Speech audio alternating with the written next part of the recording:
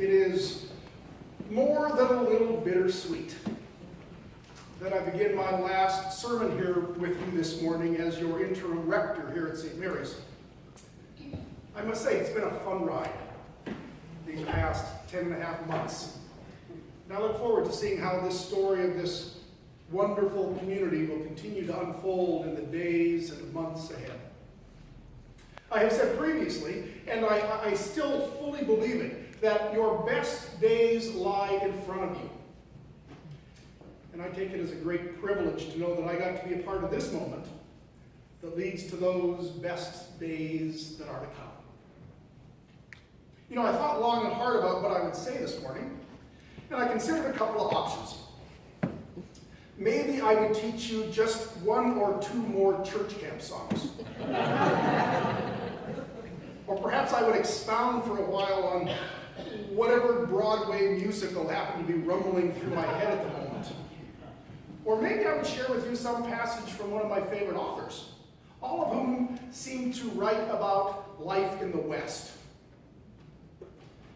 But I decided to go back a little further in time this morning and talk about another piece of literature. A piece of literature that was actually written by a committee, if you can believe that. It was a committee composed of Benjamin Franklin, John Adams, Roger Sherman, Robert Livingston, and the principal writer, Thomas Jefferson.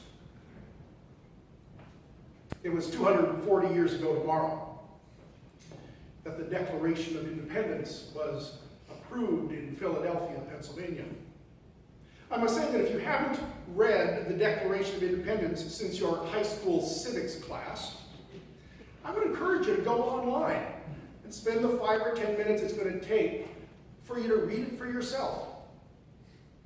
You know, one of the most striking elements of the Declaration of Independence, which I must say I had never really noticed before until reading it again this past week, is that while it spells out a compelling argument with an exhaustive list of reasons for why the fledgling colonies should have the right to separate themselves from Great Britain,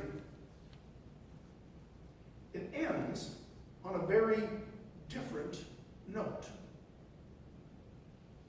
The last line of the Declaration of Independence reads like this: "And for the support of this declaration, with a firm reliance on the protection of divine providence, we mutually pledge to each other our lives, our fortunes, and our sacred honor." After all of this talk of independence, our founding fathers recognized that in the end, they were utterly dependent. Utterly dependent upon God's providence and protection, and utterly dependent upon one another for the success of this new venture on which they were about to embark.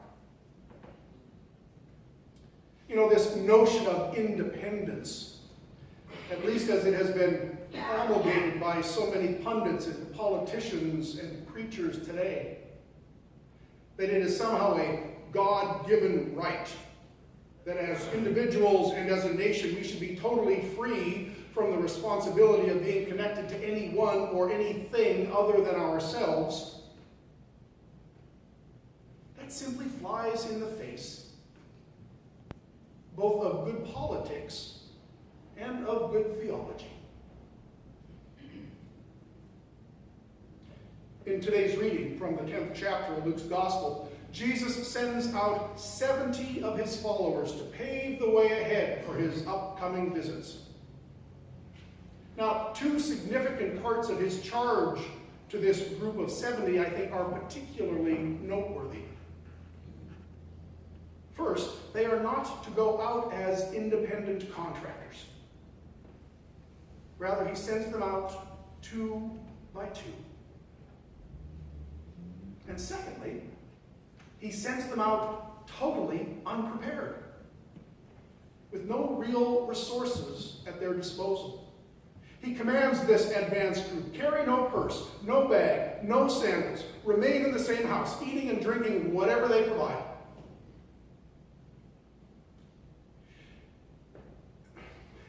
of these disciples thought that they could make it on their own, Jesus was quick to remind them that in the end, if they were going to survive, they would have to do so by being dependent upon their travel companion and being dependent upon the grace and the hospitality of those whom they were called to serve.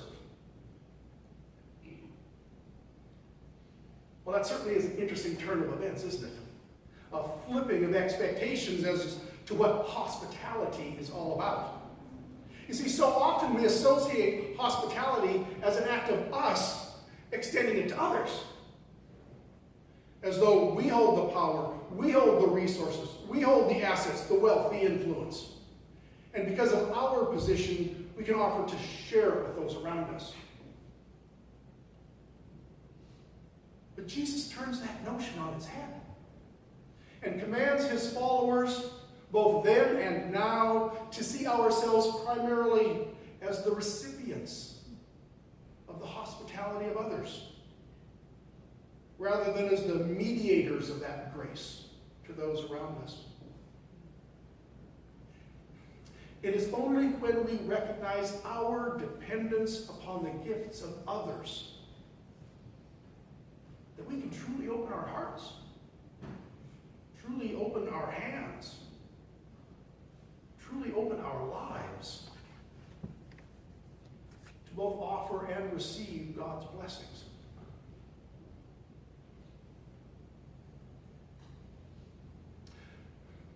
To extend the love of Christ into the world, to be Jesus' advance team in our own day, just as were those 70 in the day in this morning's gospel lesson.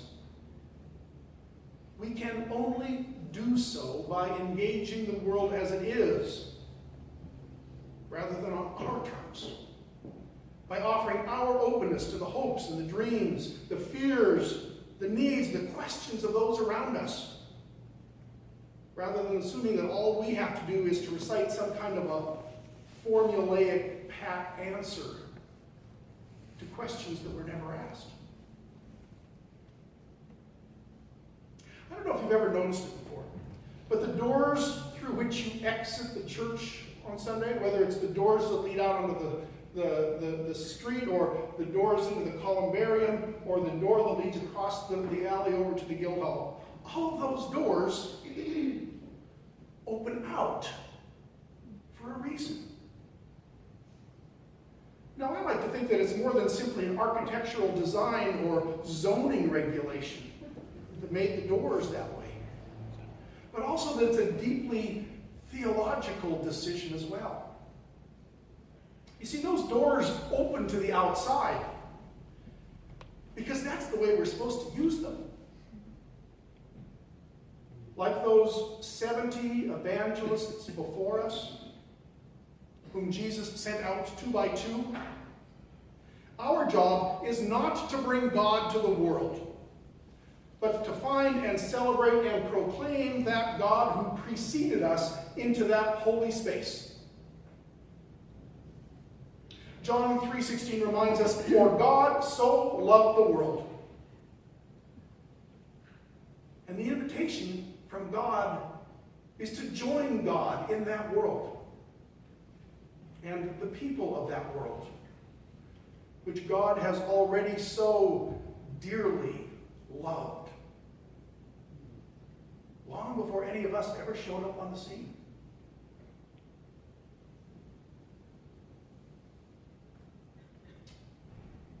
That same notion holds true just as much, I believe, in our civic life as well. The idea that the United States should be independent, as in not dependent on our relationships with other countries around the world, is simply absurd.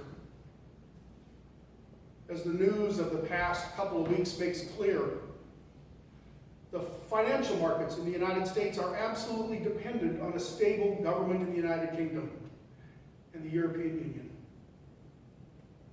We are absolutely dependent on a safe and secure Turkey and Bangladesh and Iraq, following the terrorist attacks in those 3 countries in just the past couple of days.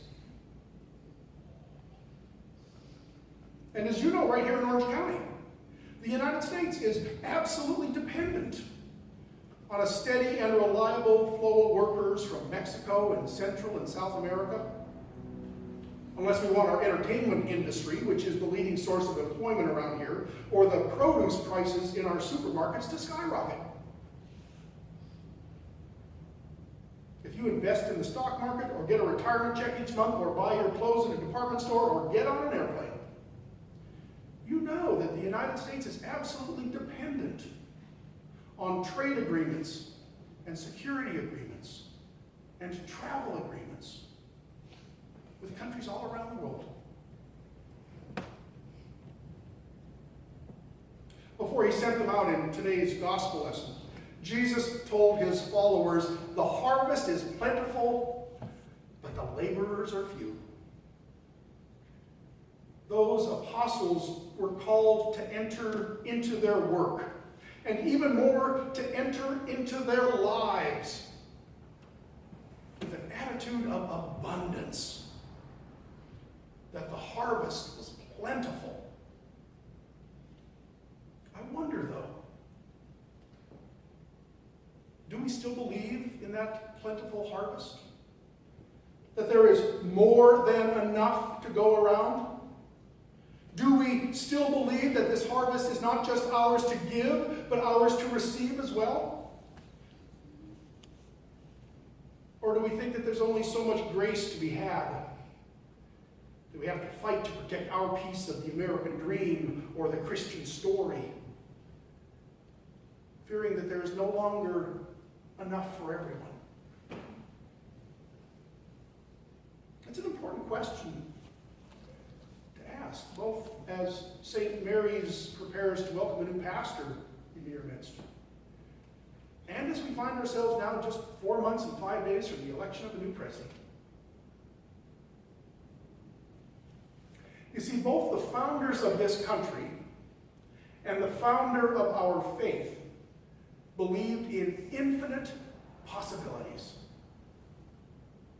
Today, in a world driven by an attitude of scarcity, our charge is to remind ourselves and to remind one another that not only is there enough, but there is enough and more. With God and with one another, all things are possible. That's not just the American dream. That's also the Christian promise.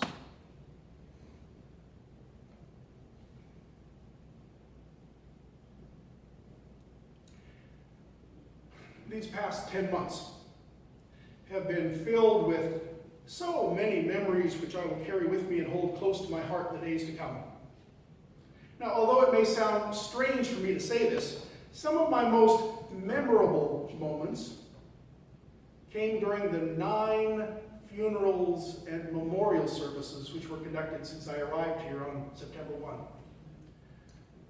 Starting with Sean McFadden's father way last September, right up through Carrie's husband, wherever you are, Carrie, just last month.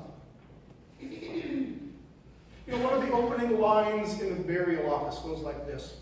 It says, "For none of us has life in ourselves, and none becomes our own master when we die."